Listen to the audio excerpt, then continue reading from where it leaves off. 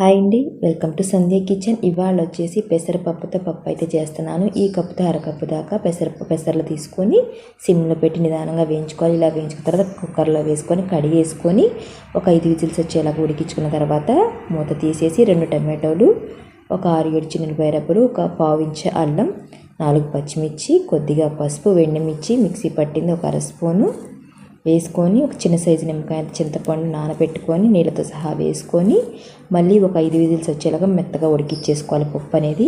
Gas on చేసుకొని కడాయి పెట్టుకొని ఒక స్పూన్ ధనియాలు, 1 స్పూన్ జీలకర్ర, అర స్పూను మిరియాలు వేసుకొని సిమ్లో పెట్టి బాగా వేయించుకోవాలి. వేయించుకున్న తర్వాత మిక్సీ కానీ లేదా రోటిలో కానీ ఈ విధంగా పొడి చేసుకొని ఒక గిన్నెలోకి అయితే తీసుకున్నాము.